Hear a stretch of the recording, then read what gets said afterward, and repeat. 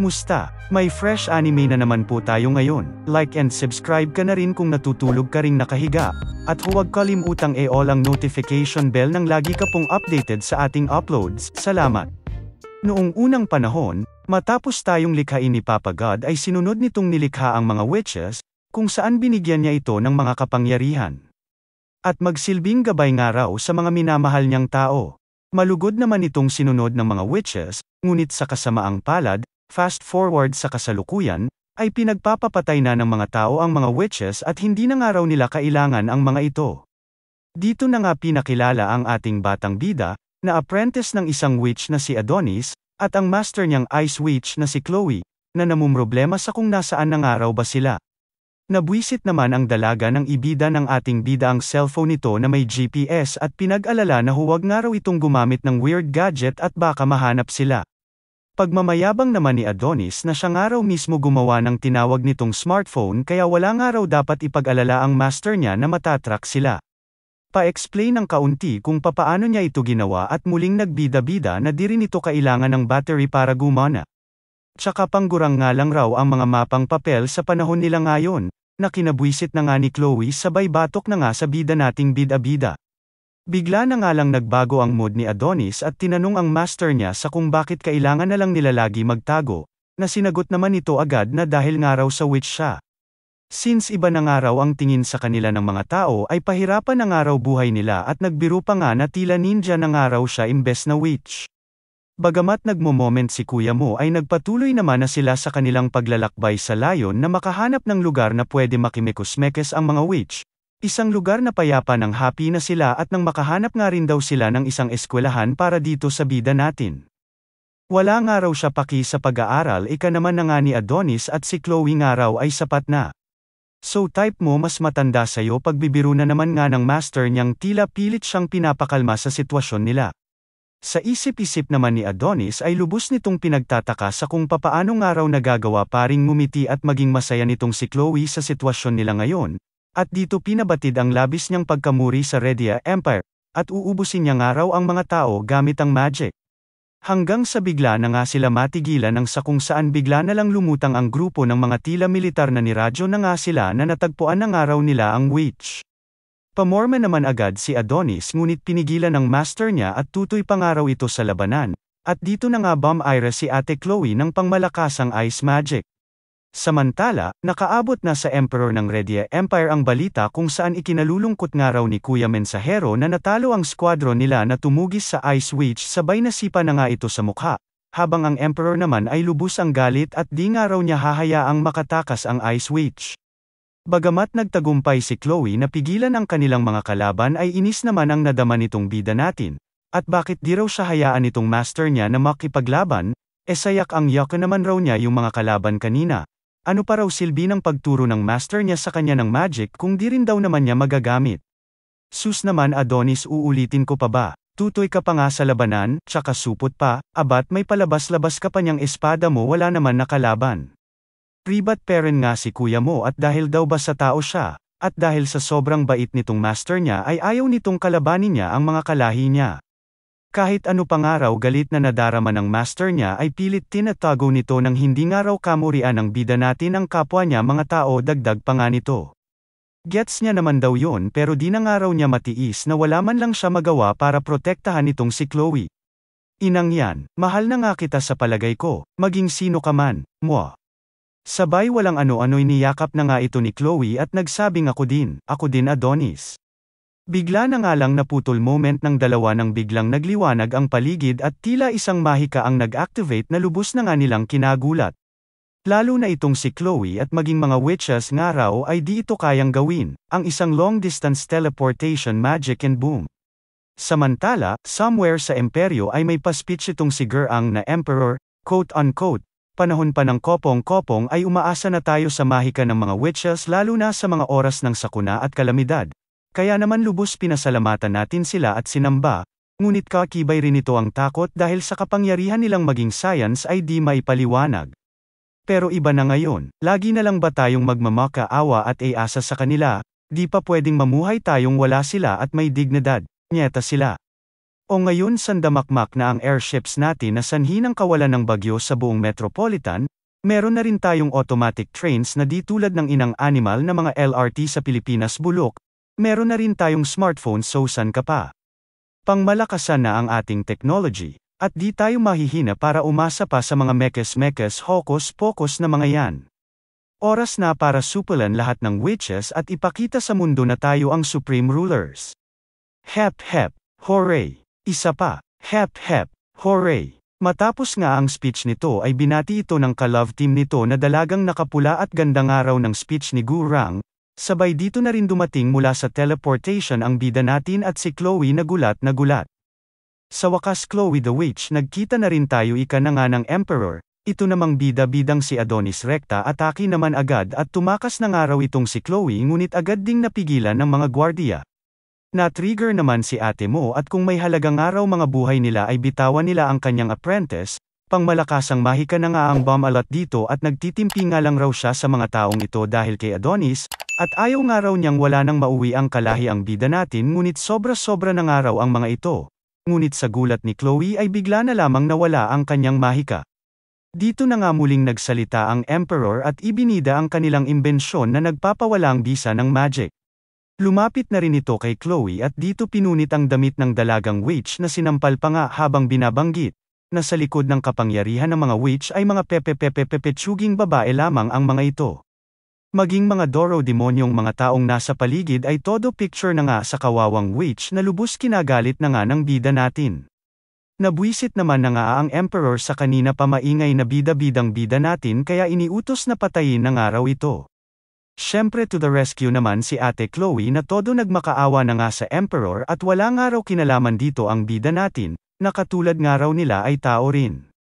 Kinidnap niya lamang daw ito at ginawang alipin. Kaya huwag na nga raw nilang idamay at hayaang siya na lamang ang mamatay.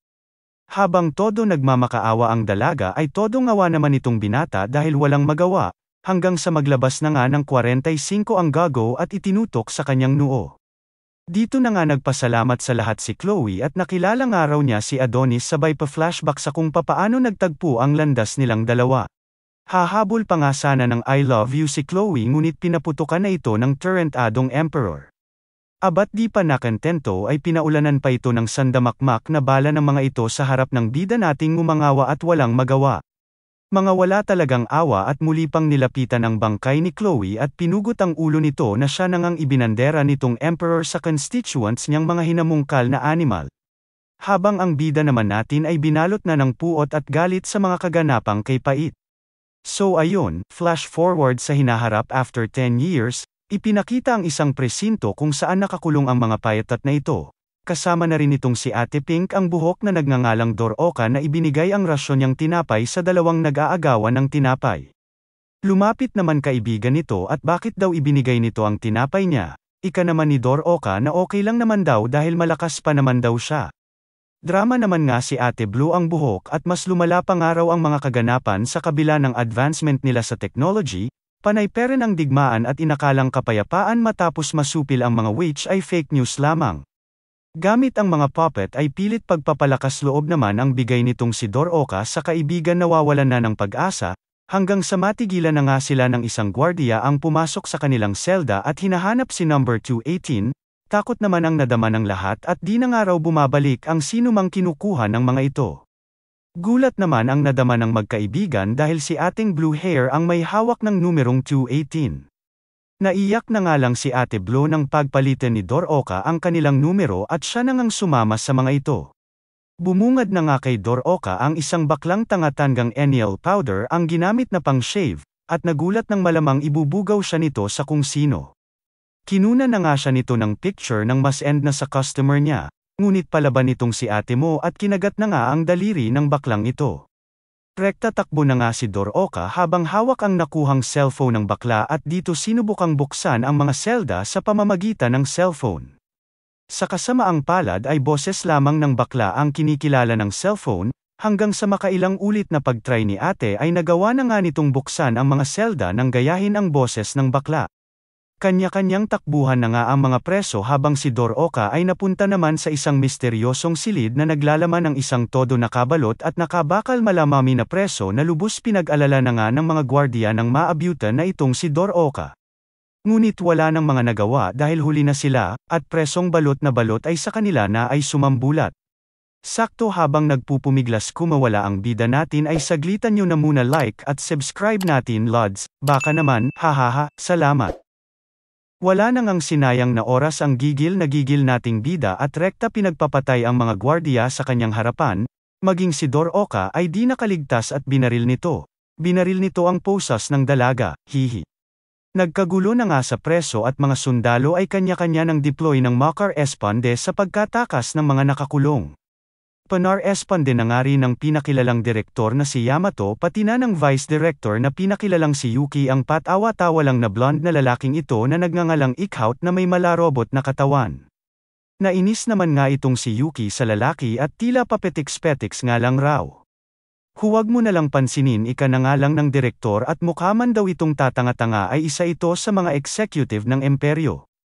Samantala, lubos na bahala at nagdadadada na nga itong si Akla dahil maging ang storage nila sa mga nakumpiskang gamit ay bukas na ayon nga dito kay Kuya Guardia ay dahil sa babaeng nakakuha ng kanyang cellphone. iPhone 15 Pro Max fully paid nga raw yun kaya imposibleng mabypass ito ng slap soil na babae, na binara naman nga ni Kuya Guardia at nagawa nga raw megaya ng dalaga ang boses ni Manong Akla. Di naman nga makapaniwala si Akla at imposible nga raw mabuksan maging ang SS threat level long-term prisoner na chamber kahit maakman nga raw ng babae ang security system nila dahil wala siyang authority dito na lubos kinabahala na nga nito at papaano nga raw niya ito ipapaliwanag sa nakatataas. Samantala, nagmumuni-muni naman ang nakatakas nating bida sa kung saan, at dito na nga ginamit ang kanyang kapangyarihan na nagawang palakihin ang bala ng hawak niyang baril na pinatama nito sa isang building. Ito namang si Boy Robot ay pinagpapatay na lahat ng nabutang tumetakas at ibinalita sa director na wala nang araw dito si Adonis, maging si Akla ay di nakaligtas sa lalaking may amats ayon bungo ay butas di man lang nakapigles, habang itong si Doroka naman ay lubos nag-aalala at siya raw ang koza ng lahat ng makita ang malaking bala na gawa ng bida natin. Naging laman na nga ng balita ang balang sa building ay tumama habang ang bida natin ay naglalakad sa kalye ng imperyo na tanging nasa isip ay ang sasabihin ni Lablab niya sa sitwasyong iyon, na siyang nagbigay ngiti dito at sure nga raw pipigilan siya nito. Bagamat 10 taon na nga raw ang nakalipas ay sariwa pa rin sa alaala ng ating bida ang boses at mga ngiti ni Chloe sa mga huling sandali nito sa mundo. I love you too na nga lang ang nabanggit ni Adonis at naalala ang huling mensahe sa kanya ni Lablab niya sabay dito nagsama ng isang higanti bilang parte ng kanyang paghihiganti. Wala nang ang sinayang na oras ang bida nating puso ay nanggagalaiti, at mga tao ay sinimula ng unti-untiin habang binabaybay na nga nito ang lungsod patungo sa kastilyo ng imperyo at hintayin nga raw siya ng pas ang inang animal na emperor.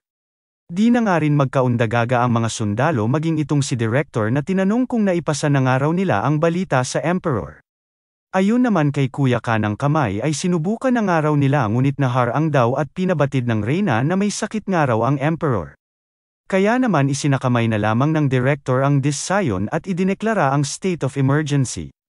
At dito iniutos na ipadala lahat ng air-ground support nila sa laban pati mga sundalo nila nang mapigilan ang ating bida. Mula sa malayo ay natano na nga nila ang higanti at dito nabalitaan ang tungkol sa nawawalang quill o panulat na weapon nga nitong si Adonis kaya napagtantong gawa ito sa mahika ng bida natin. Di mas okay ika na nga ni director sabay hinanap ang magic photon suppression device na pangontra sa magic na ginamit nila 10 years ago.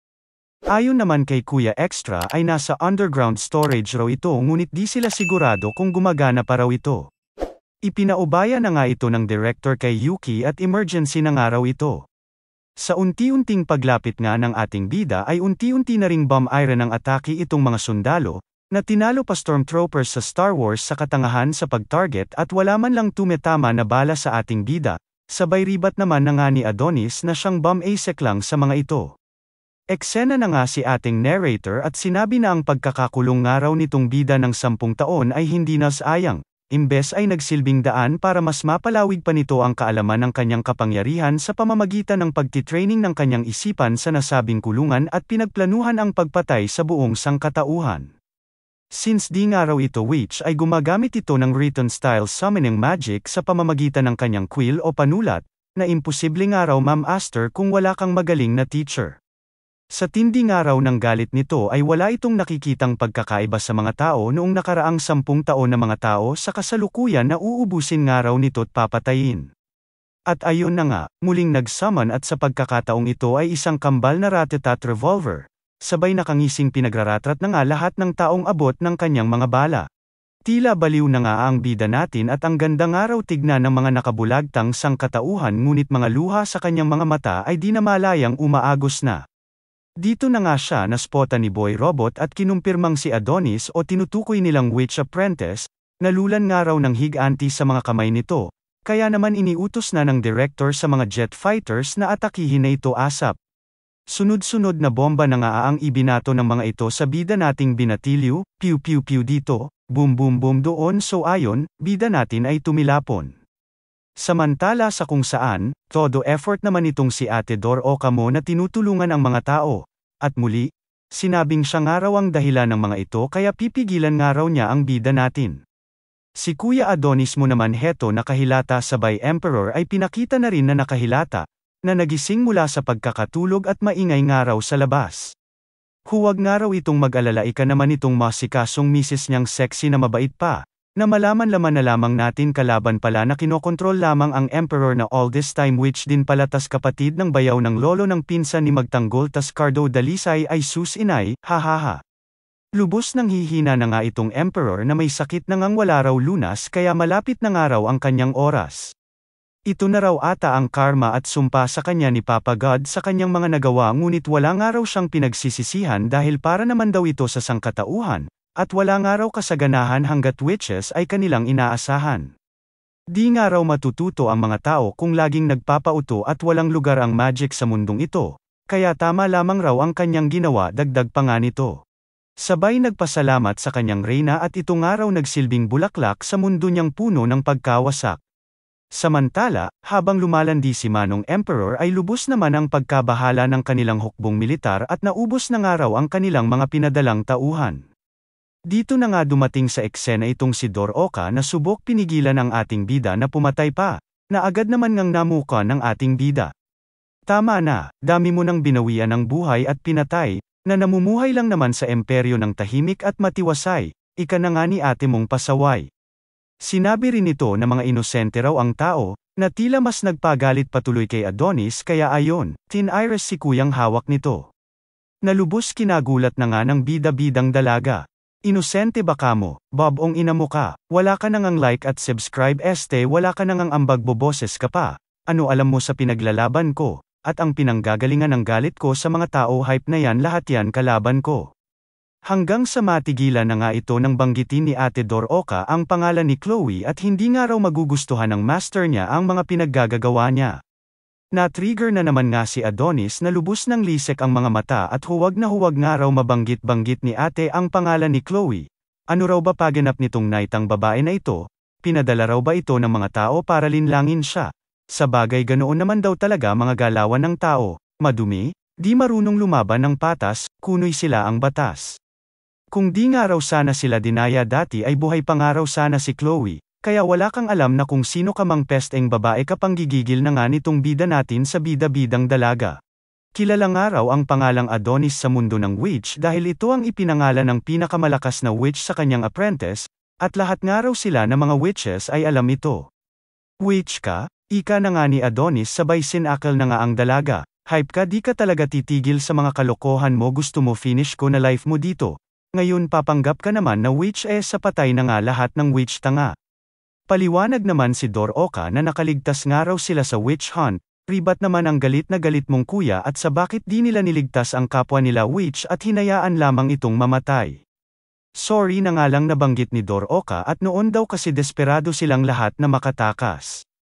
Ano pa nga raw magagawa ng sorry nila kung patay na si Chloe? Bumuzas na naman nga si ate at sinabing ibabalik nga raw nila si Chloe na kinatahimik na nga ng bida natin sabay pamorma na at napupuno na sa babae. Todo paliwanag na naman nga si Dor Oka na nagpunta nga raw talaga siya dito para iligtas itong si Adonis, nang magawa raw nilang muling maibalik si Chloe, at si Adonis nga lang raw ang makakagawa nito. Dami nang ang dada ni ate habang si Adonis ay tanging galit ang nadarama hanggang sa matigilan na nga ito nang hayaan na lamang siya ng dalaga na gawin ang nais niya, at naalala nito si Chloe sa dalaga. Dito bumigay na nga ang marupok na may kalungkutang puso ng ating bida at kung talagang magagawa nilang maibalik si Chloe. Oo naman nga si Doroka at niyaya na nga itong bida natin at di na nga raw siya nag-iisa. Kung kailan kumalma na nga si Adonis ay siya naman ngang pagkabaril ng dalaga sa kanyang harapan, nakagagawa ni Boy Robot sa kung saan. Pa-like at subscribe na rin Lods bago pa man magwala na naman bida nating baliw. Ha ha ha. Salamat.